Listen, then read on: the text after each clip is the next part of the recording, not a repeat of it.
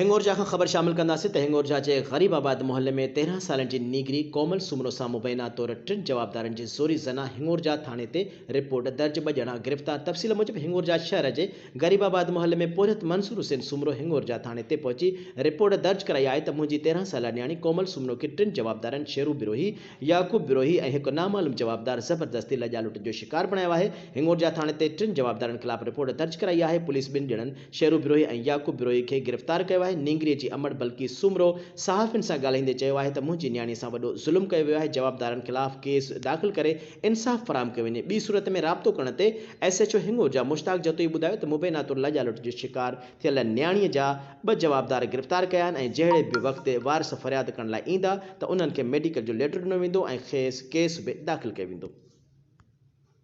मुंहिंजो नालो बल्कीस आहे। तव्हां ॿुधाइजो छा थियो आहे तव्हांजो?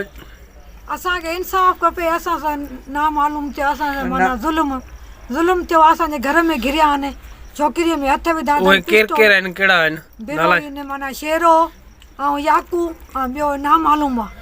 सही। तव्हांजो हाणे छा मुतालबो? असांजो मुताबिक़ असांखे इंसाफ़ खपे। इंसाफ़? हा, असांखे इंसाफ़ खपे, असांखे ॿियो कुझु बि न खपे। ठीकु। कोमल, तव्हां ॿुधाइजो छा थियो आहे तव्हां?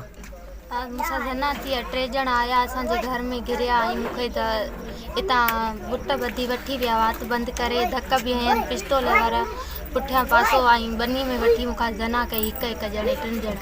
नाला छा आहे उन्हनि जा, सुञाणो था?